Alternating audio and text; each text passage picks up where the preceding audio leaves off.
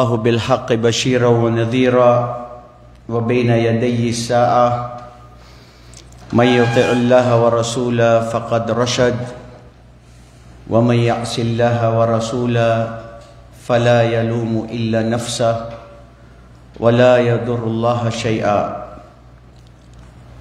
اللهم إننا نسألك علما نافعا ورزقا طيبا وعملا متقبلا اللهم اغفر لنا وتب علينا وبارك لنا في هذا المجلس إنك أنت السميع الدعاء يا خالقنا يا رازقنا يا أرحم الراحمين أما بعد.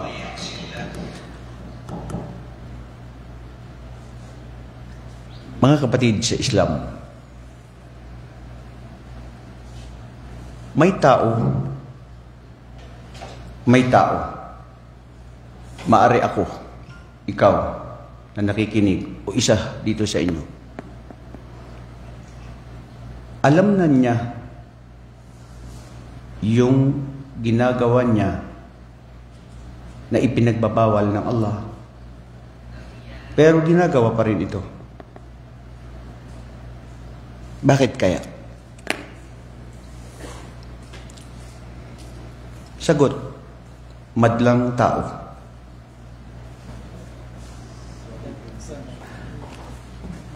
Sagot, madlang tao. Tao tayo, di ba? Kasama tayo doon lahat. Nakuha natin yon? Ha? Dahil kagustuhan ng sarili? Dahil nafs? Yun ang nafs, sarili, kagustuhan ng sarili, nafs, simsim, sawa-sawa, magpinsan, magkapatid lang yun, igagaw. Ano pa? Bulong ni Satanas. Ano pa? Oh, naisip natin na mapagpatawad ang ating tagapaglikha. Kaya minsan, ang problema sa minsan, kapatid na Nuh, bakit madalas ang minsan? Ha? Mga kapatid, ito ang tao. Ito ikaw. Ito tayo. Ito tayong lahat. Ang tao, nilikha ng Allah dito sa tinakpan na ito para subukan. At binigyan ng kalayaan. Hindi katulad ng mga anghel na walang kalayaan. Tayo meron. Malaya ka na gagawin mo. At malaya ka na pipigilan mo. Ang sarili, kailangan niyang pigilan. Ang alin? Ang sarili niya. Pero, bakit hindi natin minsan mapigilan ang sarili? Sagot. Ha? Bakit hindi natin mapigilan ang sarili? Ang sagot ni Yahya Traveler ay walang kontento. May ugnayan ba yun sa walang kontento? Ang sarili? Ha? Walang kontrol. Ayun, walang kontrol ang sarili. Walang kontrol ang sarili. Tama? Itaas ninyo ang kamay ng isa sa atin o ikaw ang hindi niya nakokontrol ang sarili niya. Oh, Masya Allah, katotohanan na ito talaga. Ya Allah, saksihan kami. Umaamin na kami. At hindi naman tayo at hindi ko gusto na mangumpisal kayo sa akin. Dahil sa Islam walang pangungumpisal. Dumiretso ka sa Allah sa mga pagkukulang natin sa ating mga kasalanan. Hindi kinakailangan na sabihin sa iba. Mga kapatid, kaya ko ito nasabi dahil nakikita natin ngayon sa pangkasalukuyan na pangyayari. Anyway, yung ating pag-aaral ngayon patungkol sa kwento ng mga propeta, Kagabi, masyado akong naabala. Wala akong oras para mabasa. Ngayon, papunta rito, nagbabasa ako, wala akong concentration. Maraming mga inisip. Ngayon, ipagpalipan natin itong isang kwento sa isang propeta dahil hindi ko siya nabasa ng buo. Inshallah sa susunod ng linggo. Pero ngayon, ang naisip ko ngayon na ibahagi sa atin ngayong araw ay itong ating mga nakikita. Pag-usapan natin sarili natin. Huwag na ang iba. Kasi pag iba ang pinag-usapan mo, magkakasala ka pa. Nanlilibak ka pa. Sarili mo. Ang sarili natin, pag-usapan natin.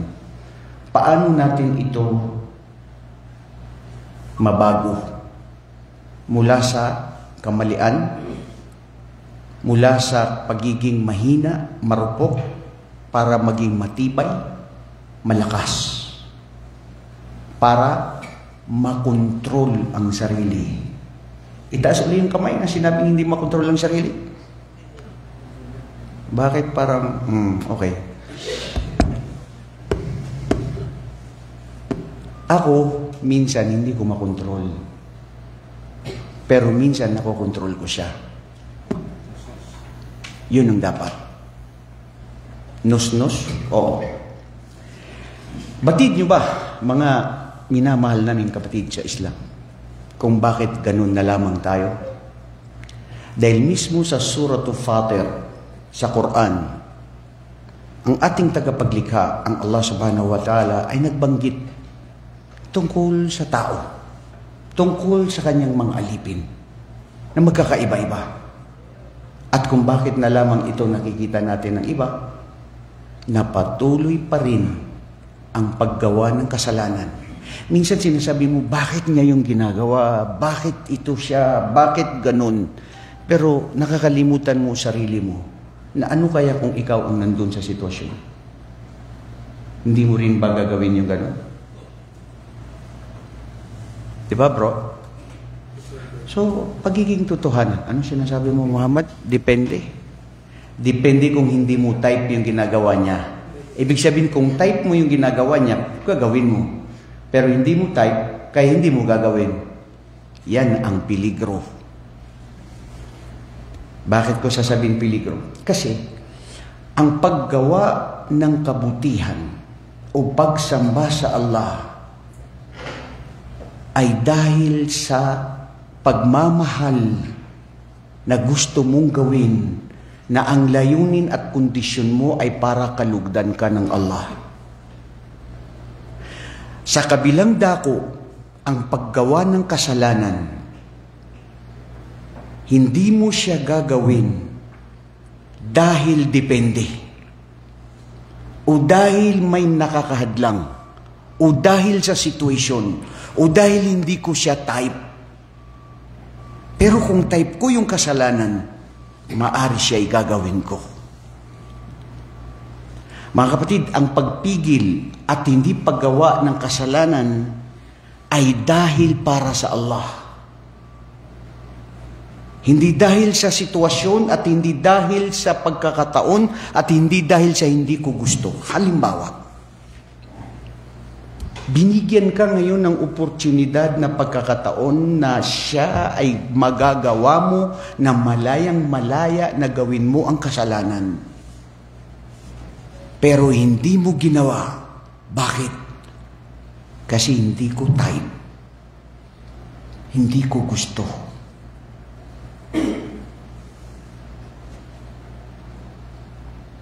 Ustad, anong gusto mong sabihin? Maraming mga halimbawa. Isa na sa very clear na halimbawa. Ngayon, nagbibigayan na sila ng pera na binibili ang karapatan mo para iboto sila. May pera ako, mayaman ako, hindi ko kukunin yan, yung pera na yan. Kasi may pera ako. Hindi ako nangangailangan. Ako na mahirap, kahit isang tuka o matinding nangangailangan, wala akong choice. Maliban sa kukunin ko, kaysa pabayaan ko. Dito sa dalawang ito, palagay nyo, sino ang makasalanan? Ha? Tumanggap. Yung tumanggap, wala pang, yung nagbigay, tumanggap, parehas yun. Arashi wal murtashi. Okay? Yung nanuhol at yung tumanggap ng suhol. Yun ang makasalanan. Palagay nyo. Palagay ko, ano sabi mo? Hindi niya type. Masya Allah. Okay? Dahil? Aha, very good. Ito ang gusto kong bigyan ng linaw ng bawat isa sa atin.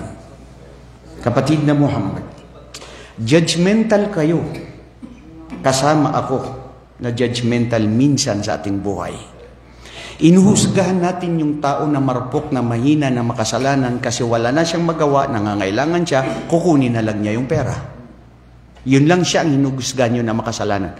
Hindi ba makasalanan yung isa na hindi niya ginusto dahil hindi ko kailangan ng pera kasi mayaman ako? Hindi niya naisip na hindi ko yan kukunin dahil ipinagbabawal ng aking relihiyon. Ipinagbabawal ng Islam. Dahil mahari kung wala rin akong pera, na katulad niya, kukunin ko. Pero hindi ko siya ngayon kukunin kasi hindi ko kailangan, hindi ko time. Hindi ko gusto. Katulad ng isang lalaki na may isang dalawang babae na yung isa napakaganda, napaka-sexy. Binigyan siya ng pagkakataon na para siya ay makagawa ng kasalanan, hindi niya napigilan ng sarili niya, ginawa niya ang kasalanan. Yung isa na babae na hindi gaano kaganda, hindi gaano ka-sexy kasi chubby, gagawan niya ng kasalanan, muntik na, pero sabi niya, hindi ko kasi siya type. So, hindi ko gagawin. Anong nakahadlang sa kanya na hindi niya gagawin? Ha? Hindi niya type. Anong nakahadlang sa kanya?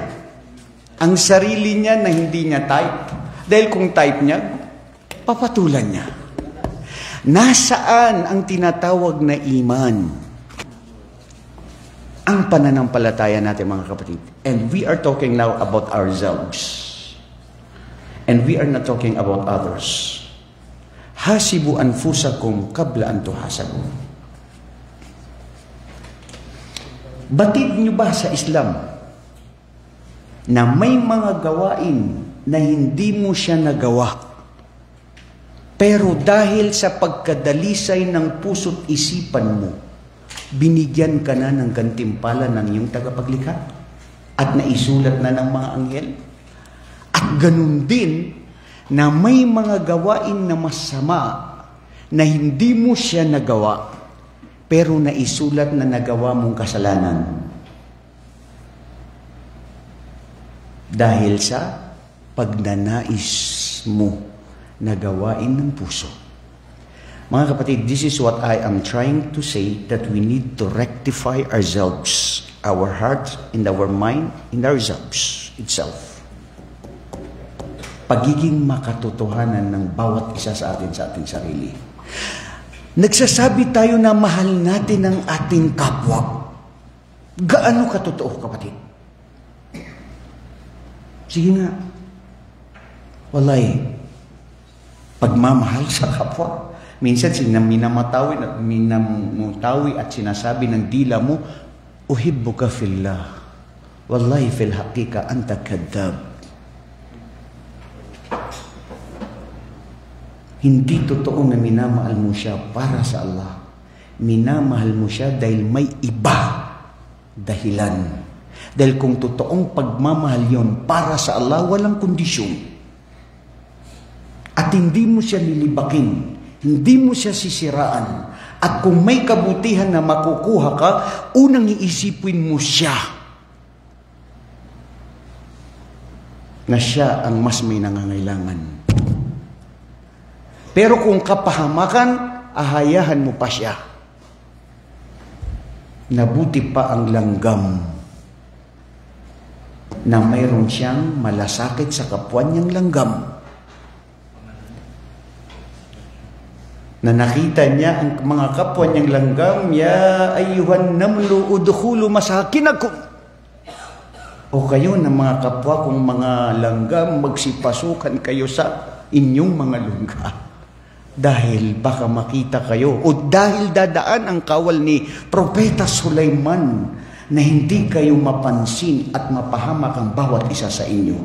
Tayo nakikita natin ang ating kapwa-tao, pamilya natin mismo, asawa mo, magulang mo, nanay mo, kapatid mo, kahit sino sa atin, nakikita mo ang kanyang kapahamakan na magdudulot sa kanya ng kapahamakan dito sa mundo, lalong-lalo na sa araw ng paghukom, pinapabayaan natin.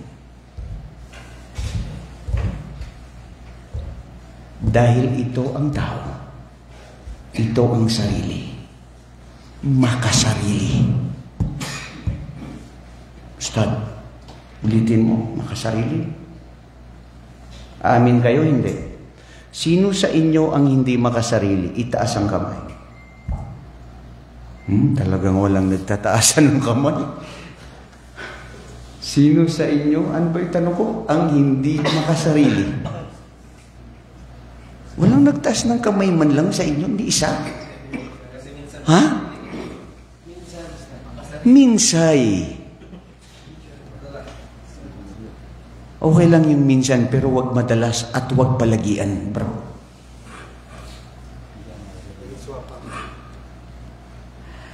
Hada huwa maratibul mu'min. Ito yung may mga pagkakaiba-iba ang mga mananampalataya. Sabi ng Allah subhanahu wa ta'ala sa Quran, ba'da a'udhu billahi minasyaitanir rajim fi suratul Fatir. ثم أورثنا الكتاب الذي اصطفينا من عبادنا فمنهم مقتصد فمنهم ظالم لنفسه فمنهم مقتصد فمنهم سابق بالخيرات. Tignan nyo ang sinabi ng Allah dito. Aming ipinamana sa kanila ang kitab. Ikhtalafa al-ulama mal maqsud fil kitab. Ito ba yung Taurat, Injil, o Quran? Jami' al-kitab. Sabi ng iba, Quran. Dito sa aming pagmamanas sa Quran o sa kitab na ito sa aming mga alipin, mayroong sa kanila na gumagawa ng mga kasalanan. Dhalimun li nafsi. Mga tao na sila'y minsay, hindi mapigilan at makontrol si sarili na gumagawa ng kasalanan. Faminhum muqtasid, at mayroong iba naman sa kanila na doon lang siya sa gitna na diretso. Wa minhum sabiqum bil khairat, at mayroong din naman sa kanila na paunahan na pakikipaligsahan na laging gumagawa ng kabutihan. Nasaan ka doon sa tatlo? Huwag mo na sagutin para hindi tayo magkalabasan ng kung sino ikaw. Alamin mo na sarili mo na saan doon. Dahil kung pag-uusapan ng sarili, mga kapatid, mayroon din itong mga uri ang sarili. Bukod doon sa mga mananampalataya na sila yung makasalanan minsay, at mayroon naman diretso, at mayroon namang sumusobra na paggawa ng kabutihan, at mayroon ding mga nafs, faminhum nafsul lawama, wa minhum may, ano pa? Sige. Sino nakakaalala sa inyo? Nafsul lawama, nafsul ammaratun bisu. Oh, ano yung pangatlo?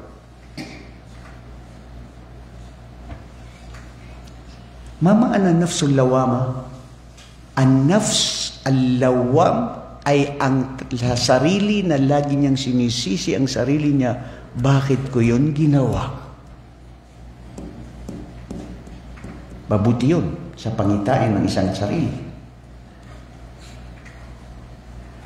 Wa nafsul ammaratun bisu, at ang mayroon ding sarili na siya mismo sa kanyang sarili ay gustong-gustong gumagawa ng mga ipinagbabawal ng Islam.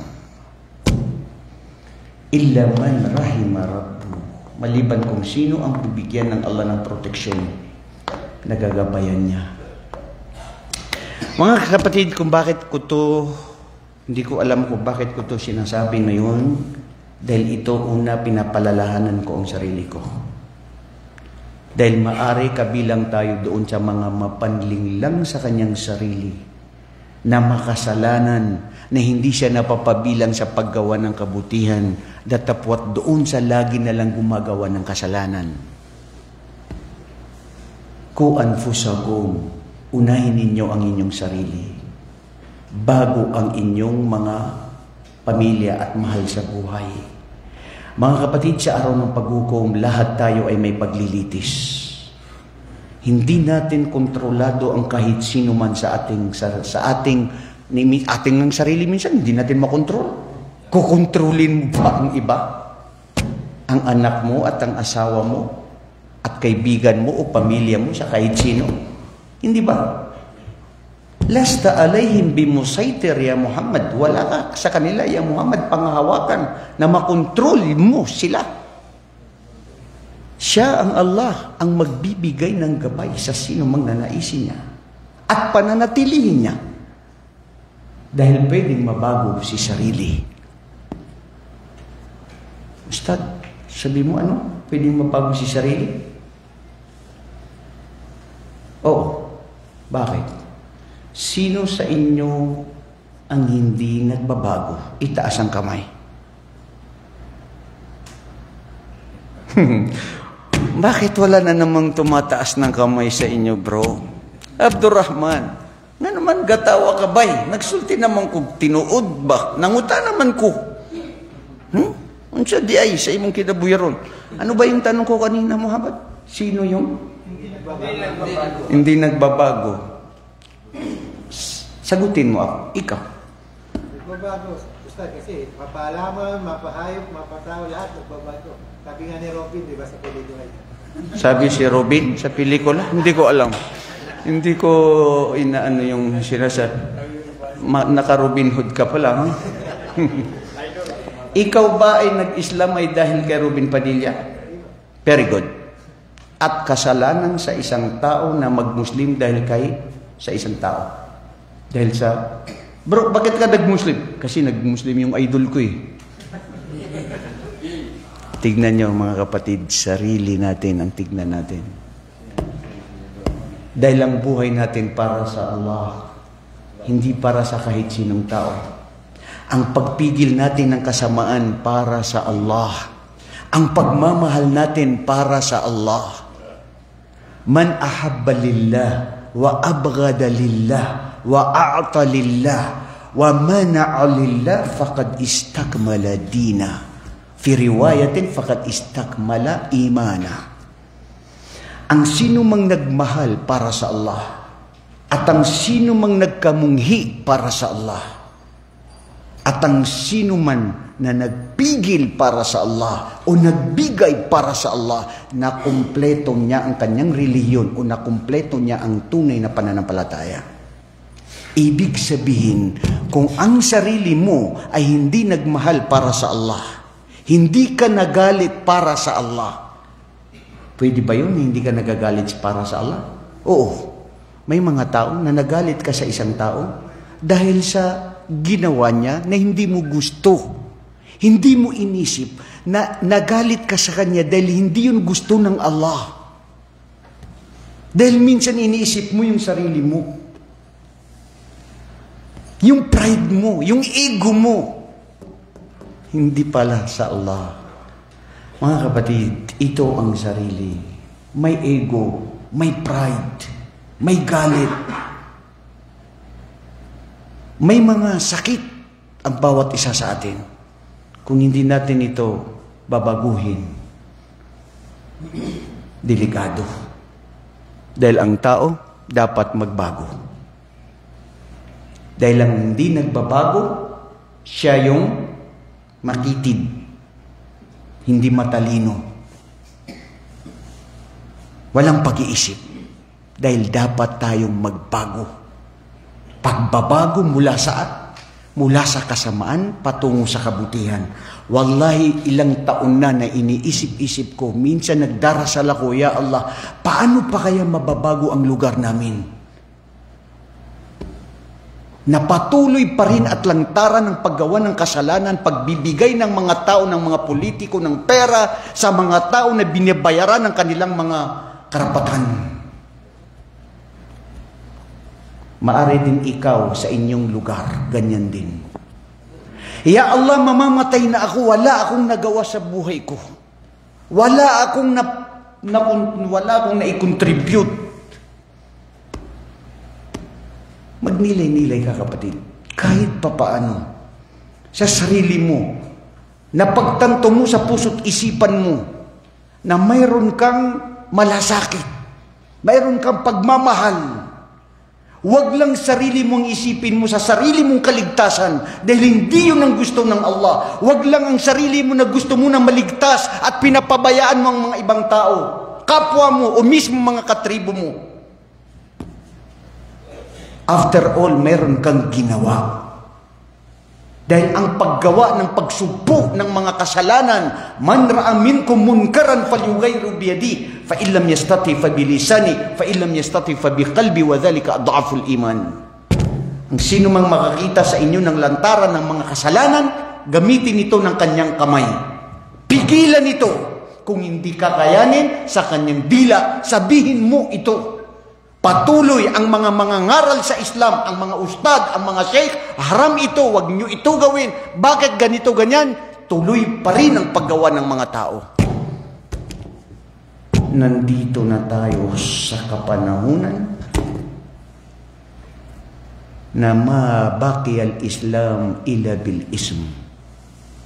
Walang natitira sa Islam maliban sa pangalan lamang. Pero sa pagkakatotoo sa sarili, hindi natin alam kung pasado tayo o hindi.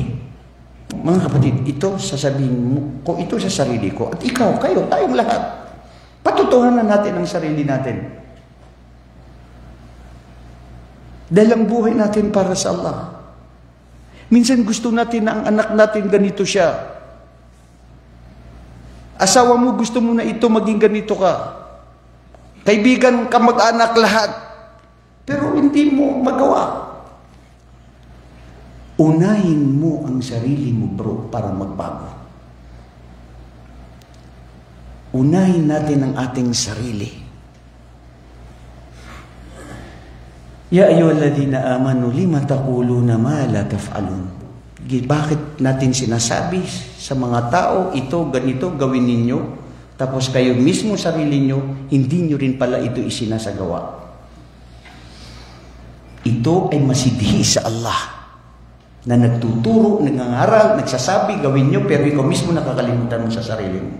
At least, mga kapatid, we are trying ourselves to fight from the evils of our own. Sarili natin, mismo labanan natin sarili natin. Huwag yung sabihin natin, pabayaan na lang. Huwag natin sabihin na, hayaan na lang kasi hindi rin sila makikinig. No. Gawin mo, sabihin mo sa mga tao, mangaral, makinig sila, tanggapin nila o hindi, at least sinabi mo, at least ginawa mo. After all, at the end of the day, Allah subhanahu wa ta'ala will gather each and every one of us. And He will reckon, and He will judge each and every one of us in the day of judgment. Bakit? Wala bang panagutan ang lahat ng ginagawa natin dito sa mundo, mga kapatid? Wala bang silbi ang ginawa mong kabutihan? Wala bang pananagutan ang ginawa mong kasalanan? Palagay mo ang Allah subhanahu wa ta'ala sa araw ng paghukom, hindi siya maglilitis sa anumang ginawa ng bawat isa sa atin? Wa inna sam'a wal basara wal fuada kulun ulaika anhu mas'ula. Ang mata, ang tenga, ang puso, ang sarili, ang mga parte ng katawan sa araw ng paghukom, ito ay husgan at itatanong ng Allah, anong ginawa niya ito? Saan niya ito ginamit? Hindi mo ba alam ang mata mo itatanong yan sa araw ng paghukom, saan mo yan ginamit? Ako, sinasabi ko sa sarili ko, ya Allah, wallahi, grabe.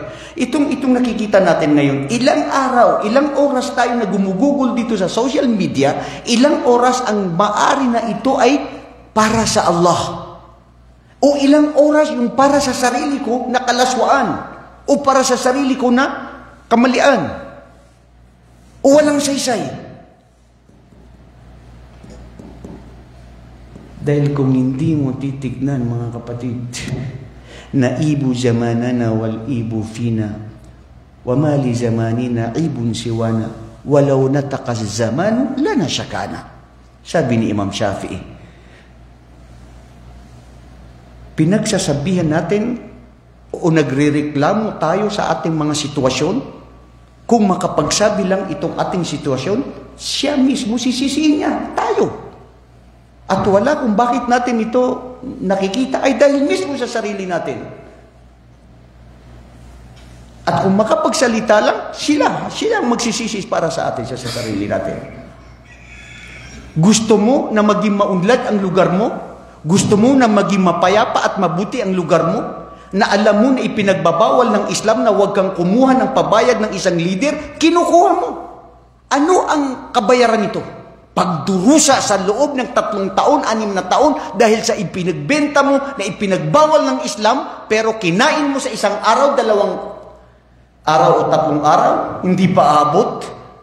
Pero ang kabayaran at kasuklam-suklam na parusa ay tinatamasa mo sa buong taon na kung saan hindi pa nangyari ngayon ng eleksyon, nagpapatayan na ang bawat isa.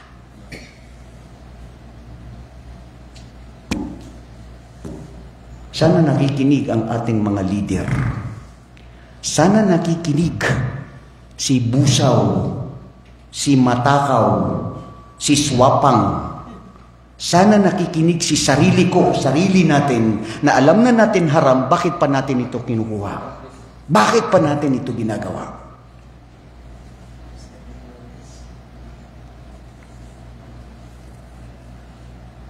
Mataan rading nga bukas sanaan.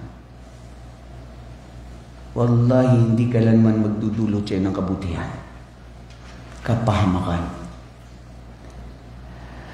Atadha an khuluqin wa ta'ti mithlahu arun alayka idha fa'alta azimu. Para yan sa sarili ko at sa inyo. Lahat tayo.